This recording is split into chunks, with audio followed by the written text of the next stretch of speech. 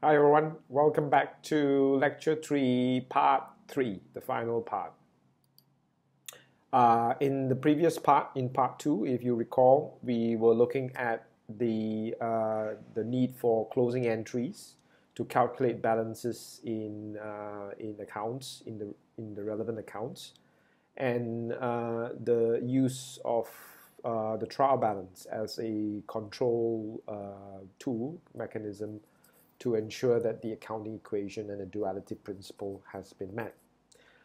Finally, in this last part of lecture 3, what we want to look at now is the financial statements, in particular two financial statements, two reports. One is the statement of financial performance, which is the income statement, and the next one is what we've mentioned before, which is the statement of financial position. Let's start with the statement of financial performance. The statement of financial performance is also known as the profit and loss account previously in the past. It's also been described as a statement of profit and loss.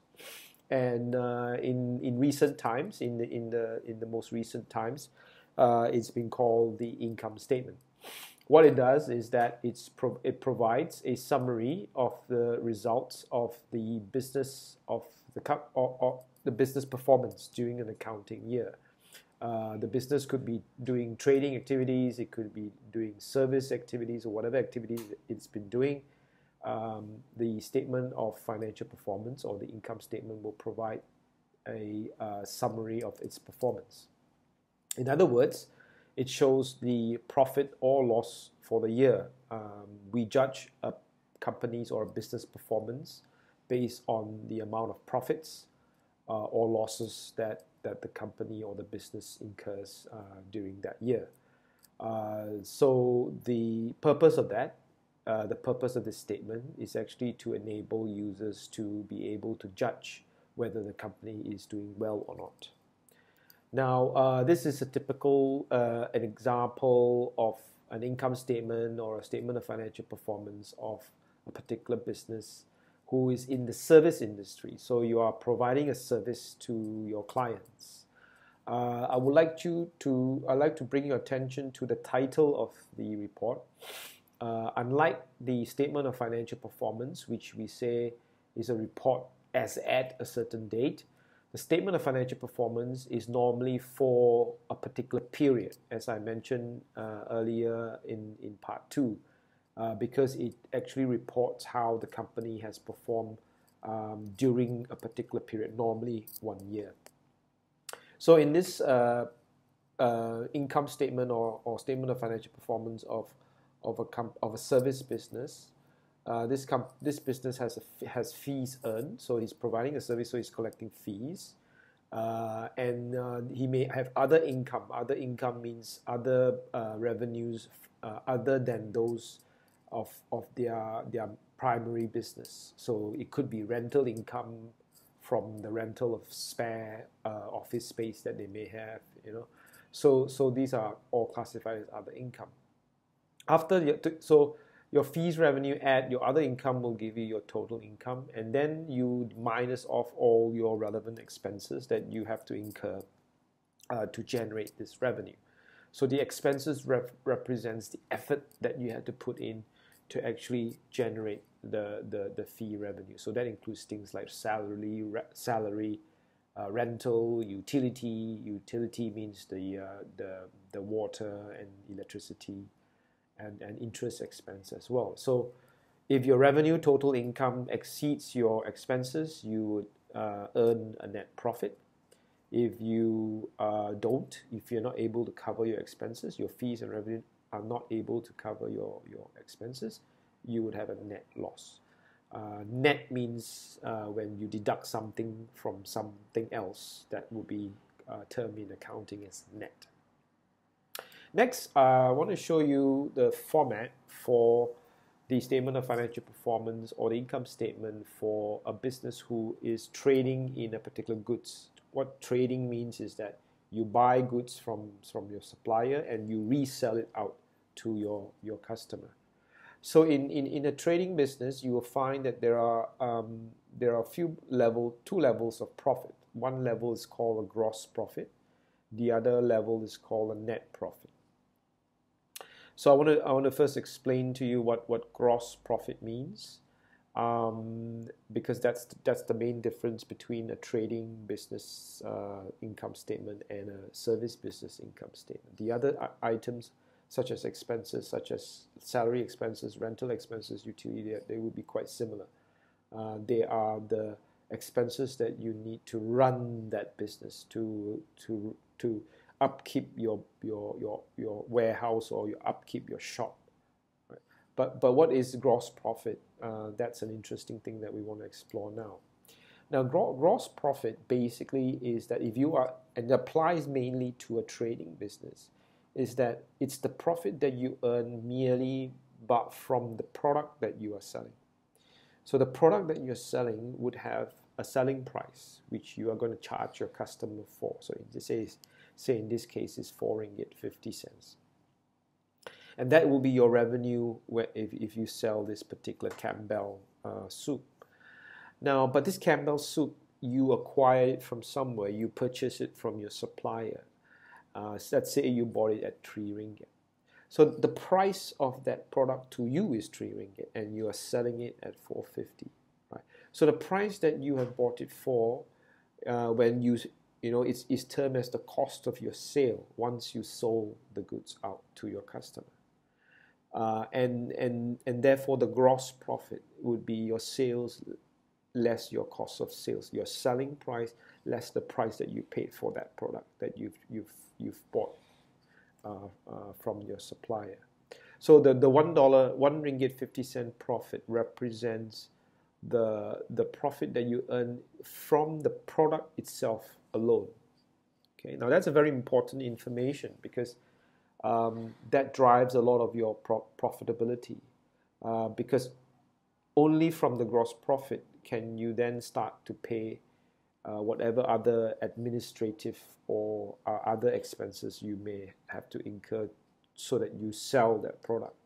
Okay, so that's the concept behind gross profit, and that's why in the trading business you have a separate profit line to report that level of profit.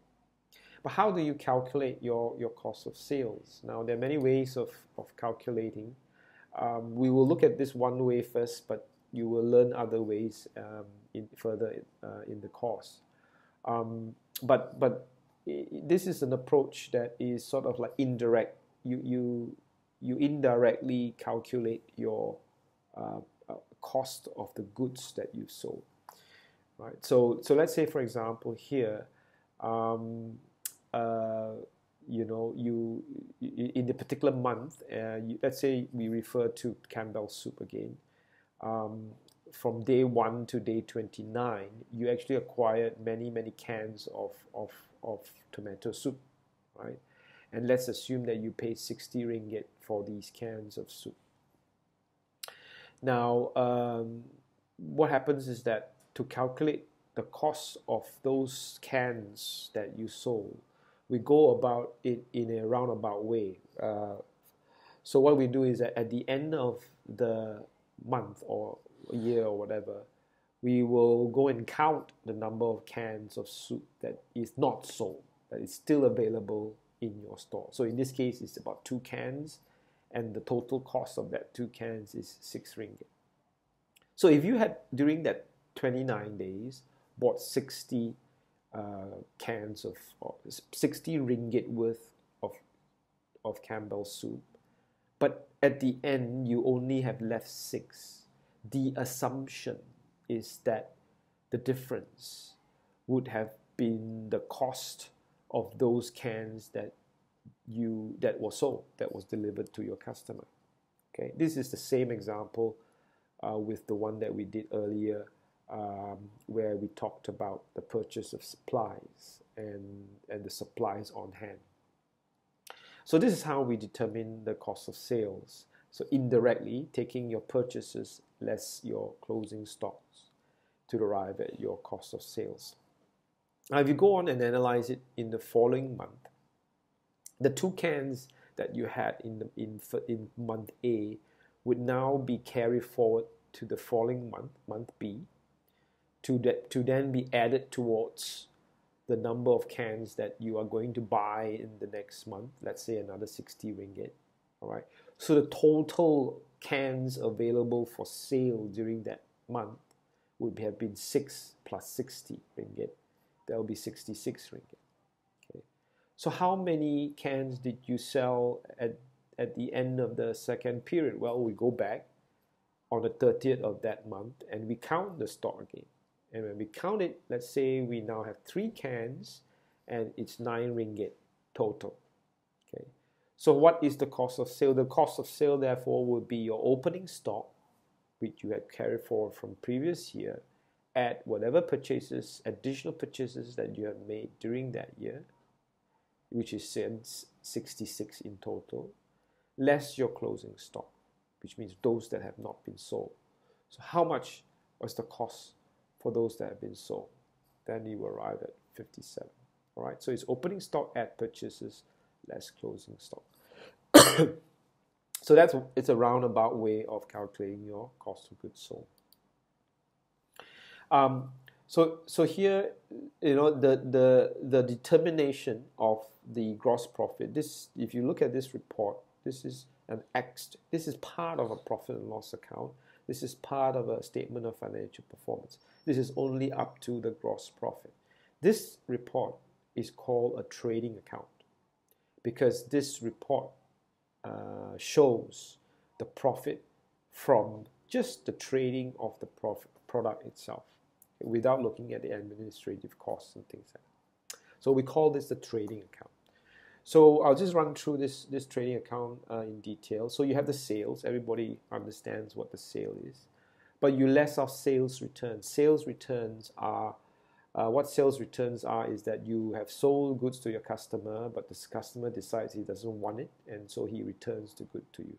When he returns the goods to you, the double entry is that they will debit sales returns, increase sales returns, and credit the debtor, reduce the amount of debt owing by the debtor.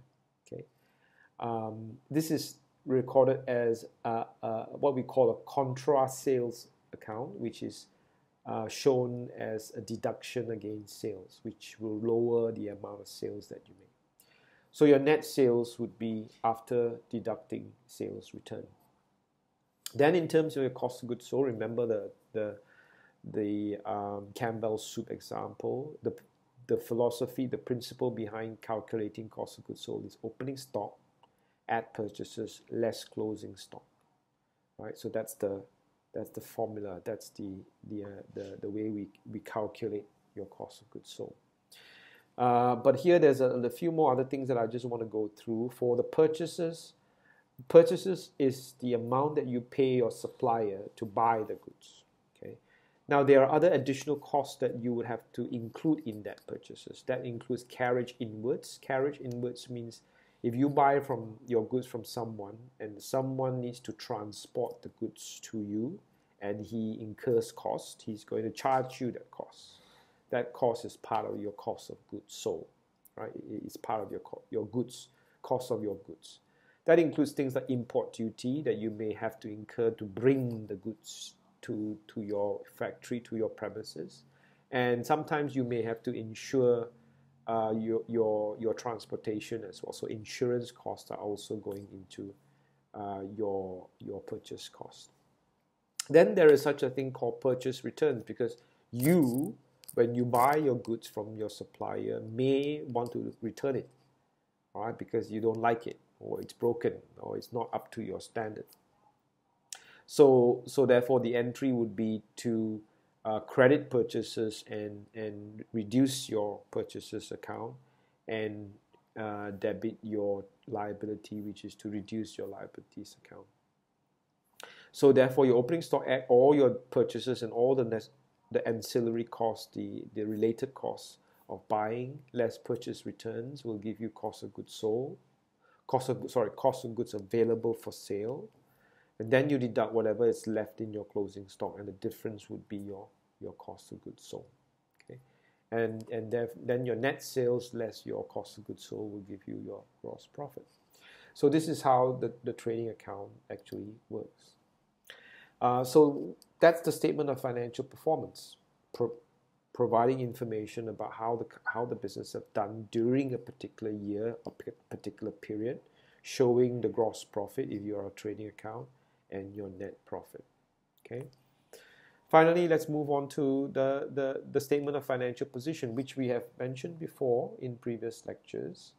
So the statement of financial position lists out the assets, the resources, and the claims on this asset, which is the liabilities and the owner's equity.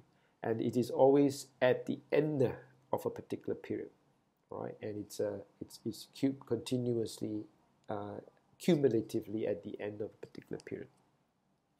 So it's a very important statement because it provides information about the resources and the debts. The debts are the claims on these resources. So the report enables users to evaluate its financial position. How strong is it? Is it able to pay off its debts? Does it have enough resources to cover its liabilities? That's a very important information that we need in managing our business. Now, when we present when you have looked at some of examples earlier, it was a simple example, so we just list down assets. But in order to provide more information to the users, we need to segregate the different types of asset, because there are some assets where it's not so easy to sell, not so easy to use, or you use it over a long period of time. But some assets are used quickly. They are used relatively short period of time. So there's a need to actually classify them according to how fast we use it, because that would have an impact on how able we are to use that resources. So, excuse me. So how we classify them is that we normally classify assets as current and non-current. What non-current means is that it's an asset that you acquire that you don't plan to sell it. So it's not like stock, it's not like items that you want to buy and sell. It's items it's resources that you want to keep for a long period of time, many years, and you want to use it in the production or the distribution of the goods that you are currently selling. Okay, these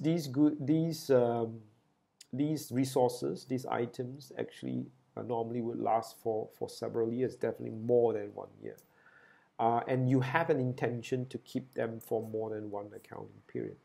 So then this would be classified as non-current assets. Example of this would be things like land and building.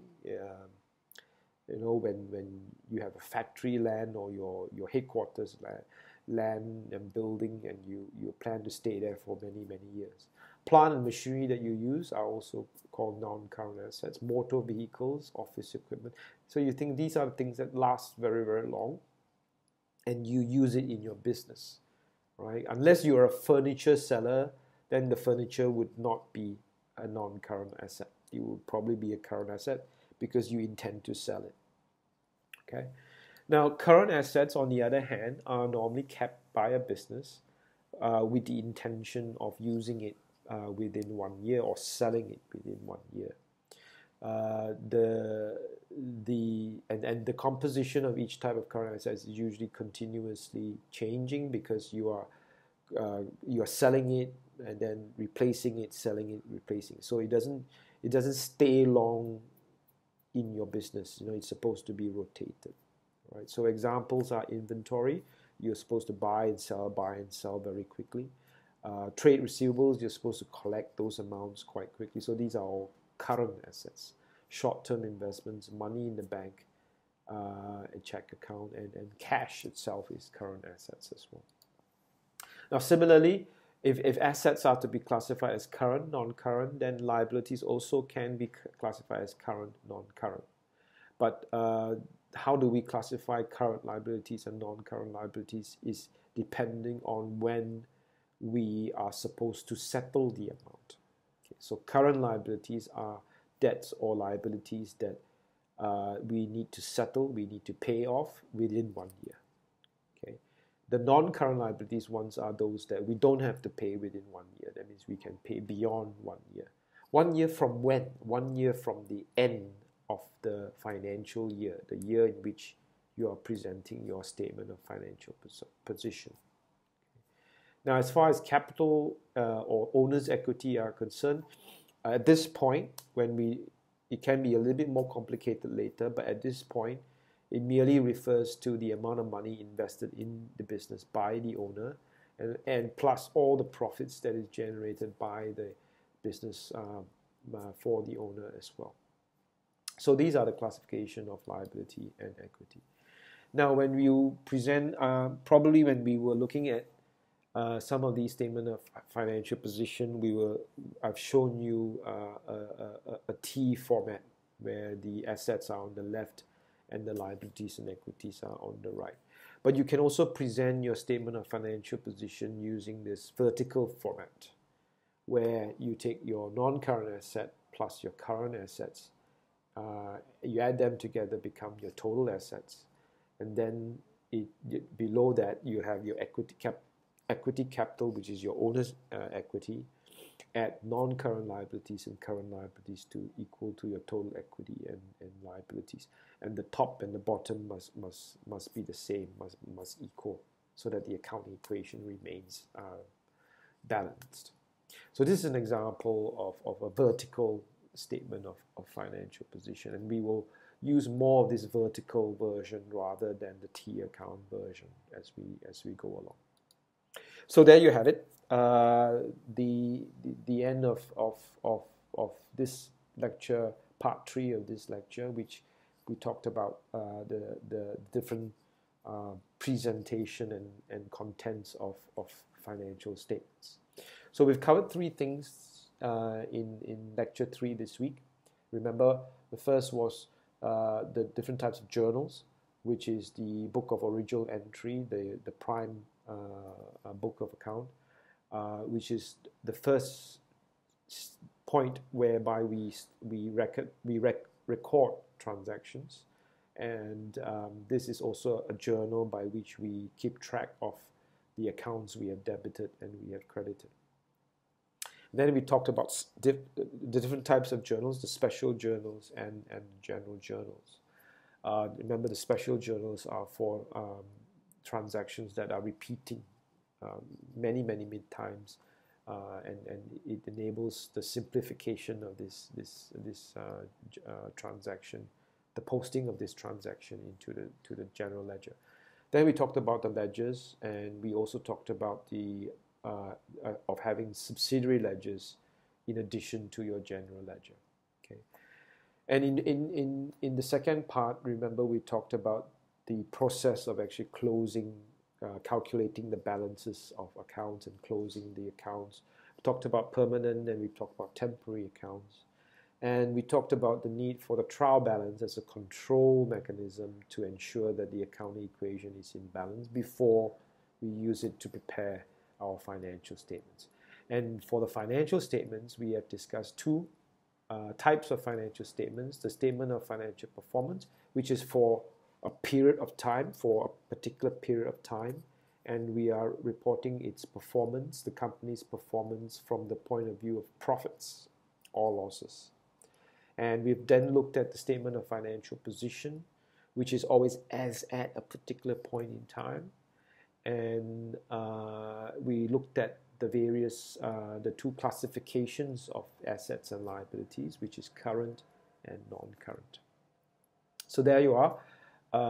The topic on double entry bookkeeping, and hopefully that will give you a fundamental knowledge as to how you can prepare your financial statements from the source document right up until the financial reports. All right. So the learning outcome that you have to be paying attention to is the double entry system and the various documents that we need to prepare in order to keep track of transactions and some of the control mechanisms such as the trial balance, and then the format of the report, the presentation report. We're going to look at a lot of exercises during lectures and workshops in the coming week 3 to illustrate some of these concepts that I have talked about here. Now, to prepare for that, please do try and do some brief reading of the 3 chapters, chapter 11, chapter 12, and chapter 15. And I look forward to seeing you next week to discuss more how these various concepts and procedures are applied using some of the problems in these 3 chapters. So I'll see you guys next week.